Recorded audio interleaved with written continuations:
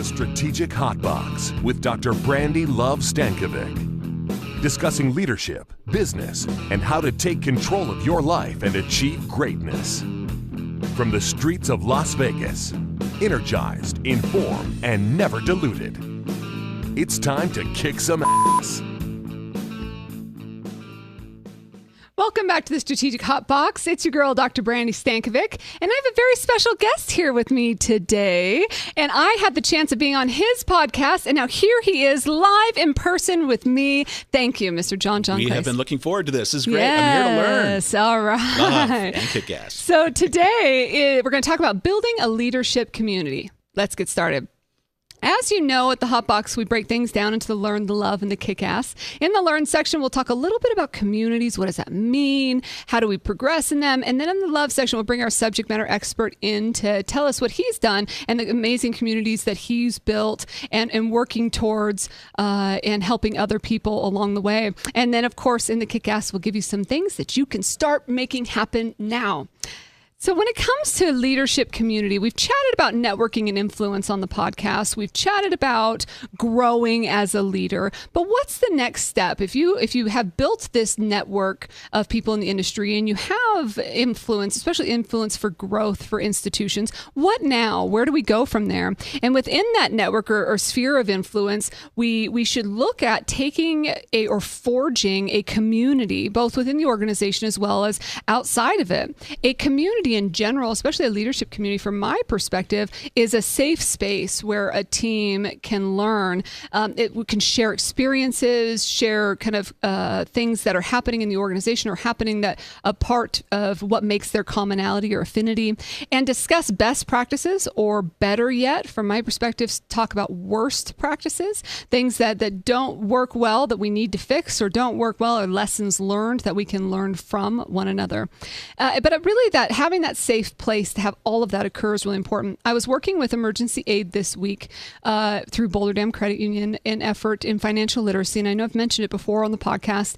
And emergency aid, this particular group that we work with, if they come and get aid from the organization, from emergency aid, help with rent or help the bill, or really struggling and we're going to the food pantry, in order to get help twice, they have to go through this financial literacy class, and so they come be a part of our class. And one of the ways that I start the class every time is I only have a couple rules for them. And one of the rules is to forward think, that we won't commiserate about what got us here, because it got us here, and this isn't where we want to be. We want to talk about the future, so always forward thinking. But the second is we really have to foster an environment where everybody feels safe to talk about this. And that little community that's created there in that moment will allow people to kind of open up to say, this is where I'm struggling, or this is how I need to get better. And having that safe community is really a big piece of that. In the world of technology and networking mechanisms, we have the capacity to be super connected, to be uber connected all over the place, whether it's the devices, multiple devices within our homes. Our home devices connect with one another. Your phone knows where you are at all times. But I want to really make the point, in this world of connectivity, don't mistake social media voyeurism for being part of a community. Let me say that kind of a different way. Like, don't mistake you getting on Facebook and making sure you're checking everybody else out, or being part of a group and all you do is voyeur and you don't participate, as being part of that community. So if you are on LinkedIn, or you are in a Facebook group or any sort of social media group, and you aren't contributing, are you part of that community? I believe that the answer is no. Just because I creep on Gary Vaynerchuk's Snapchat doesn't mean that I'm part of his tribe. Right? I'm just checking out the things that he's delivering. It becomes a monologue as opposed to a dialogue. And a community really requires everybody to participate. So the same is true when it comes to all sorts of industry communities and things that we're a part of. Your contribution is about the community. The community becomes part of the team and the group's contribution. So how do we build a leadership community? Some of the things that I think are important as we bring in our subject matter expert to think about is, how can we be purpose-driven? How can we have a shared purpose or a shared vision together that we all are there for the same reason? How can we involve and empower one another? And again, that's where that sharing and safety comes from. And then the third and most important, and it's part of the podcast, is how do we take action from that? If we're part of this community, now what? What are we going to do with this? How are we going to take steps forward? So our expert today is going to give us, share his experience, his journey, and his success in building some communities and the why behind it all. So at this point, I'd love to formally introduce you to Janclaes. And am I saying that right, John? John Janclaes. Yes, Janclaes. Perfect. You got it. He's the president and CEO of Partners Federal Credit Union, and you've been in the industry for a long time and helping a lot of different people. You're the founder also of the CEOcorner.com. You're the author of Doing What Matters, and I want to give a quick shout out to this. It's a great book, and this would be the perfect time if I can to put it out there. Mine happens to be a special signed copy, just so everybody can be super jealous that I was watching and listening today. It's on Audible too now. If you'd like it on Audible, if you'd like perfect. to listen. Yeah. And he's an advisor for NAFQ, CUNA, and Filene. You've got your bachelor's in business and also an MBA and a CCD, a CCL, lots of things that you've been throughout the years, and also some executive education through Q's with Harlan and Stanford. So you've taken education seriously in this progression learning development. I've and had all a lot this. of people support me. Yes, yeah, absolutely. Incredible. Welcome to the show. I'm glad that you're here. I'm so glad to be here. When I got the invite, I said I had to be here. I didn't want to phone it in. Yeah. I wanted to get here. What a great opportunity. Thank you. It's so much nicer to be able to look you in the eye and have these conversations right here across the table. So thank you. So tell us about your journey in leadership. Oh, boy. So I think it starts with one of 8 kids, 6 sisters, Really? 1 brother. Right away, if you had to have some kind of influence to get your way, we were outnumbered, my brother and I, so we started influence right then. But coming all the way up through high school, had a great experience, played all the sports, learned a little bit about leadership and leadership community there, and knew that I really liked working in the context of a team with other people. You can do more, you can do amazing things, know. But I knew that college wasn't for me, or I wasn't ready. I can remember having a conversation with my dad saying, you know what? I just don't get it. Why would you want to go to college? I know I can go out in construction and make money. That's what I did. So for 7 years, I had a construction company. Wow. Learned so much about that. So much of that knowledge transferred from that experience to what I do today. I mean, 80% of it. You would think that wouldn't be true, but we can go into that if you like. And then after about 7 years, I knew, you know what? I like the intellectual rigor. I like doing the estimates. I like winning the job. I like taking a client's dream and kind of making that come true in reality. That's a lot of fun, very gratifying. But I knew that construction wasn't going to be, something for me into my 40s and 50s and 60s and something like that. And so somebody intervened and said, you know what, you ought to go over to UCLA. They've got some great courses over there, great assessments, and about 40 hours of written tests, about 20 hours of interviews. And basically they said, hey, you know what, you got a good mind for finance. But here's the deal. You've got a high school education. Great place to start, maybe as an insurance or brokerage. Insurance is the smallest barrier to clear in order to get into financial services. That's what I did. I went to work as an insurance agent, and after about 2 years of doing that work, was promoted to a sales manager, helping others learn what I did. I loved that part of the job. And then was laid off at Valley Federal Savings, as part of that group where savings and loans closed. And so I got that rich experience. And it was so rich that I got to have it again at Coast Federal Bank. And so, and then decided, you know what, maybe what I'll do is do consulting, because that's what I like to do. First job was with Pomona Federal Bank. We went in and talked to them about insurance and brokerage, and then Lockheed Federal Credit Union. Voila, credit unions entered my world. They offered me a job to stay on, and for 15 years I stayed there. And as you mentioned, I got my bachelor's and my MBA, and then on to other credentials. I think 7 in all. Through that experience. So incredible support, incredible opportunity to learn. Probably had a different job every 12 to 18 months. I could actually remember walking into the CEO's office and saying, "No, it's not fair to the team that I moved. We need to stay on task with what we're doing." And him saying, "No, it's time for you to move on and make another contribution." About the time when I finished my MBA, some search firms called, and they said, come on down to Disney. They have a credit union. And Brandi, when I went there, I was bowled over by how audacious their goal was. Really? And that was really attractive to me. They said, we want to double assets in 5 to 7 years. Wow. And I thought I had some insight, not all of it, but enough to say, you know what? That is audacious, but it's kind of doable.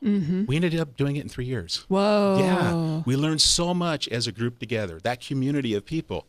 that we're trying to replicate that again and again, introduce some of those concepts to new team members. And there's nothing better than that. Yeah. To me, it's like an adult playground. We get to be on the playground every day together. Everyone's learning. Everyone's sharing what they're learning, being humble, being curious, being, going after results. And that's what it's been about. Yeah. Did you go into Partners then as the CEO? I did. Okay. I did. Yeah. Wow. Amazing. And when was it that you were looking to double those assets? What year? Well, we were going to do it over, let's see, that would be 2010. We were going to double assets. Okay. And we did it in 2007. Wow. So, yeah, Wow. we did Incredible. one of the largest mergers in credit union history, to make it happen. Yeah. That merger had been tried twice and failed. And so we took a little different approach. And the approach basically said this, that all the stakeholders have to win. The members, the staff, the volunteers, the management team, our strategic partners. And we wrote a plan that said we're all going to thrive beyond that. Just to come together to just do a little bit better. Why? There are two successful credit unions on their own. But we made a pretty compelling plan that everyone could thrive. And then to me, that's what the community is all about. Yeah, no doubt. So what does leadership community then mean to you? I mean, you started kind of defining it there at the end of people coming together. What does that mean? Well, it is about thriving. Why bring together people, resources, technologies to do so-so? Why would you do that? That's not compelling. That's not fun. That's not what playgrounds are about. And so, if there's a compelling mission, to me, that's what communities are about. We're coming together to thrive, maybe to look for our full potential. And even if we don't find it, the journey there is so much funner. Right. And your results are better by doing that. So why not live in that space and try to create that space? And that's what I try to do.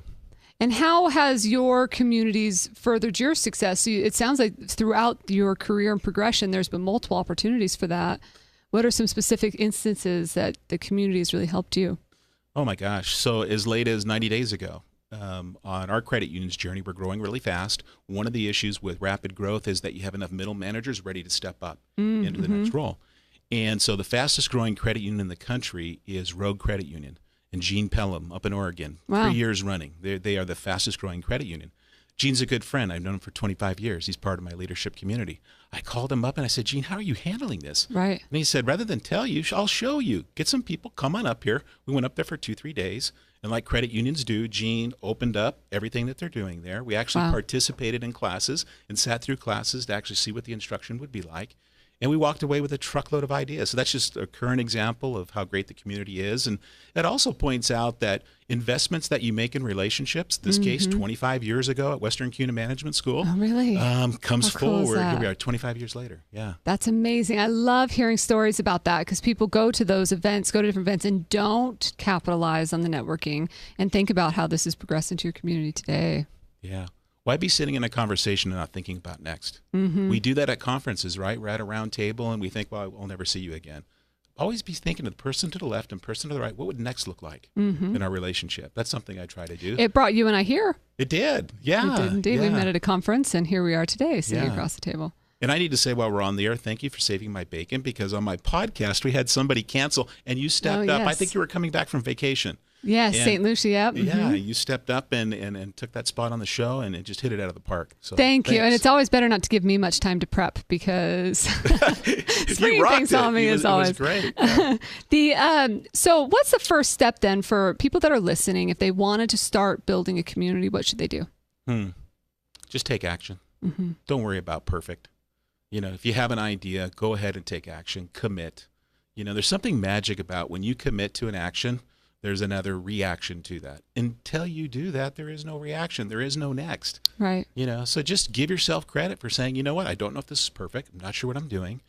But my intuition tells me I should talk to that person, or I should read that book, or I should go to that seminar, or I should go ask staff about what they're thinking about. Whatever that next is for you, life has an incredible way of kind of in the back of your head telling you, you really need to tend to that.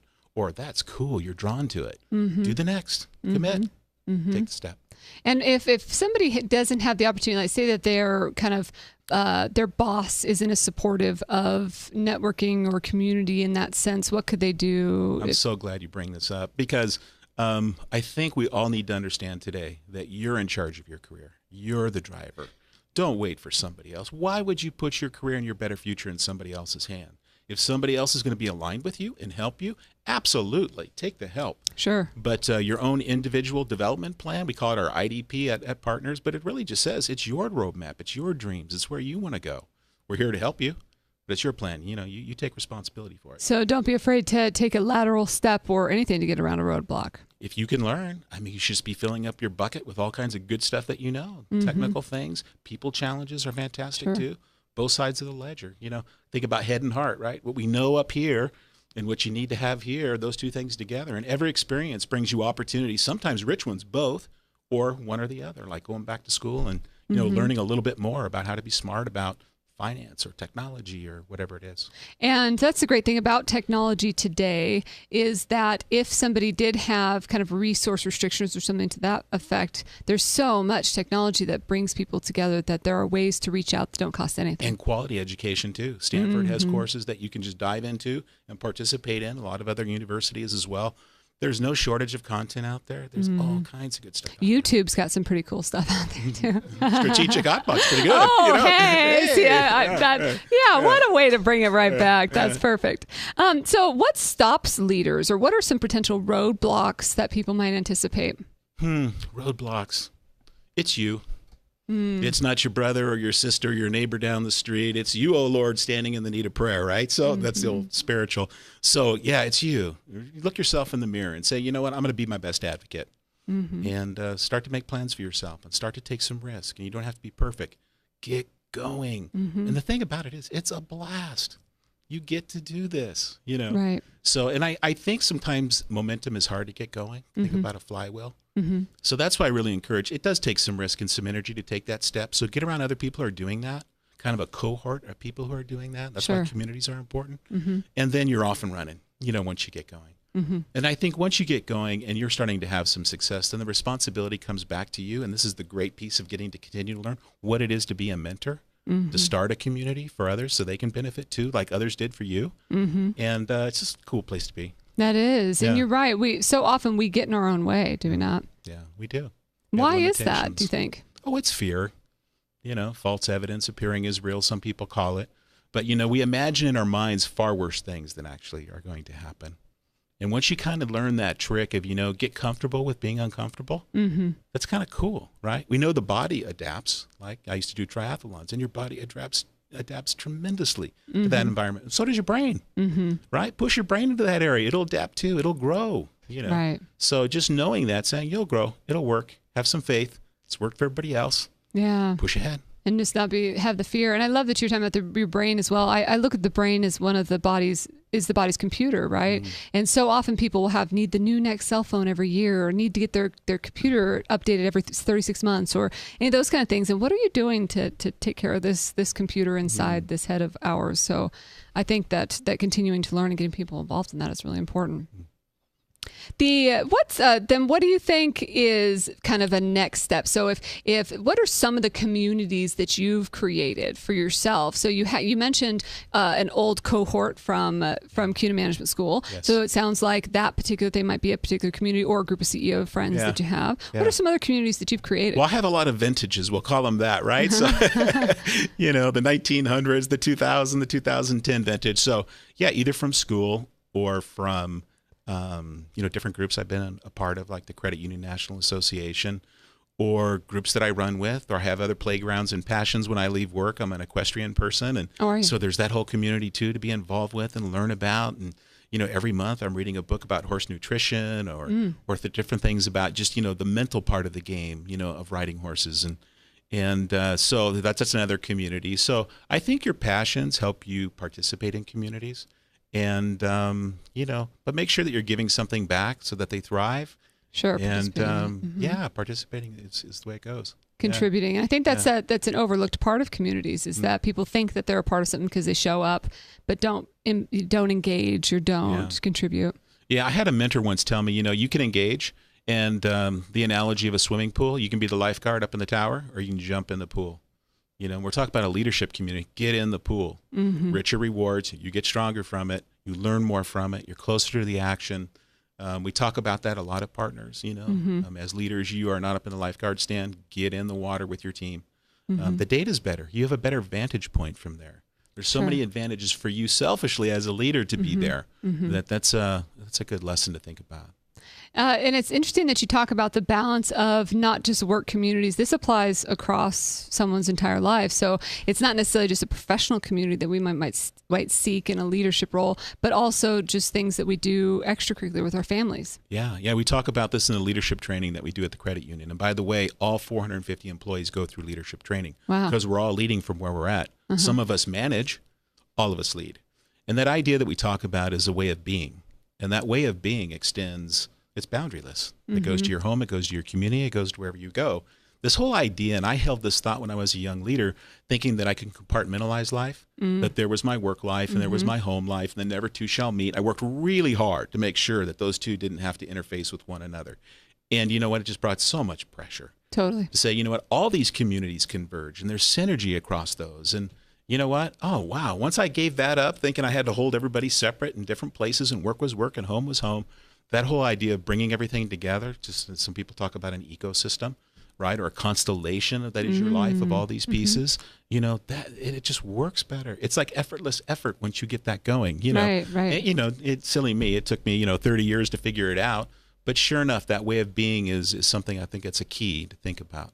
We spoke on the podcast. It's been one of the very early episodes. It was with Sarah Kanipa Bang. I'm sure you know Sarah Bang. Fantastic. And but we talked about work life being baloney and the fact that no one's a spy. No one can like completely shut off their spy things. I mean, there are some amazing spies out there. Don't get me wrong, but I can't do that. And so if something were to happen with my babies right now, I'd have to take care of it, or would be impacting me in this very moment. If the love of my life, Jackie, is not having a good day and I go to work, guess what? I am not there 100%. Yeah. I'm there 90%. So as a leader, to understand that's going on, more than understanding it's going on, look for it. I've had an executive coach tell me, John, do you realize under the bell curve of those 450 people, there's probably 5% that are in crisis right now? Can you see them? Are you helping them? Are you in the pool? Are you in the pool? Exactly. Yeah. That's amazing. So can you share a funny story or a lesson learned? God, which one? From the professional lane, I would say, so, hey, back to I'm a contractor. He's trying to go to work in financial services. There's a difference in the dress code there. Did you wear your overalls and coveralls? No, I didn't, because I was smarter than that. But I went down to JCPenney. No lie. I walked in. I saw the first mannequin in the men's department. And I said, I'll take that outfit in my size, please. Oh, my God. So I walk in the office, and my boss, John McKinnon, was a great guy, great mentor. And I'm walking by his office, and all I hear is, hell no. So I kind of come back. Are you talking to me, Mr. McKinnon? He goes, yeah, get in here. He's all, Charlotte, that's his assistant. He goes, get in here. He's all, we got to fix this mess. This is not right. Take him right now. He can't go out looking like this. Down to my tailor, get him a suit. This isn't the day when you had, kind of like Wall Street, like Gordon Gekko, right? We had this, suit, braces and the matching tie with the braces and, and all of that. So my JCPenney suit did not look like that. So it sounds Did it have shoulder pads? It was awful. It was awful now that I look back on it. I just didn't know. Was it red? Everything was black. I looked like I was working for the morgue or something. I don't know. But what's cool about it is John was all in on my success. Yes. And he knew that if I went out as his sales manager to go out and see people, that wasn't going to work. And, and he knew that I was kind of rough and tumble blue collar guy. And he knew that hell no, I'd know what that meant. Right. Right. He wasn't going to be subtle about it. He was going to make sure I got the message. But even more than that, he said, you know what? I got you right now. Go fix this. I'll pay for the first one. After that, it should look like that. You got me? I got it. So there's somebody helping you. Love that. Almost gives me chills. I love when people are part of somebody's success in that way. So can you share a bold action item or takeaway for our listeners? Oh, commit to something. Kind of back to what we were talking about. I think that's so important. You choose what it is, and you'll know the thing that's kind of hard for you to do, and go face that down and do it. And then do it again. And then do it again. And here's what's going to happen in my experience. You're going to have all these playgrounds open up. They're not going to be places of mystery or intimidating to you. And you're going to find great places to be, whether it's going to be out at the ranch riding the horses, or it's going to be at work, the great playground that is Partners Federal Credit Union with all my teammates, 450 of us, making all financial dreams come true, or working at CUNA, or all the different places that there are to go, to see and experience. So commit to the thing that scares you a little bit. Get comfortable with being uncomfortable. Go.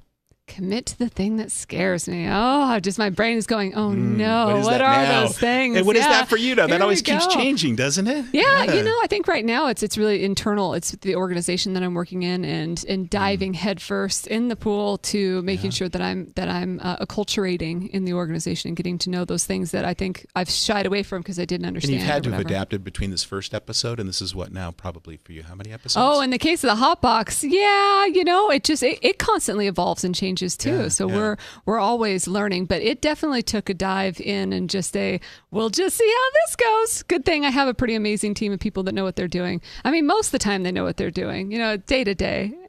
For the audience to know, if you were to look what's on the other side of this, it is amazing. And that's part I wanted to come here, and you were gracious enough to say, hey, come check it out and learn a little bit. Yeah. I'm glad that you're here for that. So how can people get a hold of you? The easiest way to get a hold of me is theceocorner.com. theceocorner.com, and all the information is there. Oh, look, there There it is. I'm there as well. The podcast that we recently did Those together. good-looking people, yeah. And there's a lot of information out there and connections and people. There is, and Brandi. a blog. There's the podcast series that's there. The book is there. There's also a documentary. Matter of fact, that's a picture of it there. We're on a journey as a credit union to put value out twice as fast. And we're filming it as a documentary, and we've done 2 of the 5 parts series has been recorded. So, yeah, How there's cool. a lot of good stuff there. We'll get out there and check it out. Well, thank you very much for being a part of the podcast Thank you. today. I'm Thank excited that you. we're able to learn from you. Let's head out to our shout out. Hello, my name is Eleonora Zgonjanin Petrovic, and that's long, but shortly Eli. And you are listening Brandi from the Hotbox. Thank you to Ellie from Macedonia for sending us that shout out. It's sending lots of love back your way. And thank you again to John for being here with us today. So now it's our time. It's the time for execution. It's the time for making things happen. It's time to kick some ass. Here's your top 5. Number 1 is to seek opportunity. And I love the way that John referenced that as well. When it comes to building a leadership community or being a part of a leadership community, you got to just go after it. You have to just jump. You have to commit to something that scares us. We've got to seek those opportunities. If you want to be a part of community, go out and look for one. I applied to be a part of a ton of boards. This is probably 10 years ago now, when I was really trying to drive my influence in the industry that I work in, and I got denied for multiple, and that was okay. And some that I got denied circled back to me, and I've been on and successful in my journey there after years. So I think constantly throwing your name in the hat and seeking opportunities, eventually those playgrounds will expose themselves. Number 2 is to know your why. Know why you're doing it and be purpose driven in that.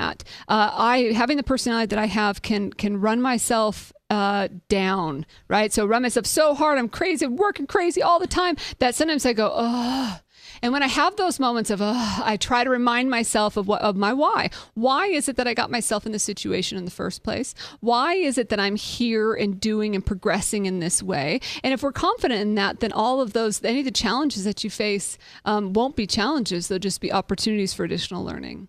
Number 3 is to contribute. So whether if you're a part of a technology group or community, if you're in the organization, if you're an executive, get in the pool. It's time to engage. It's time to contribute. It's time to not voyeur other people's lives. It's time to create your own.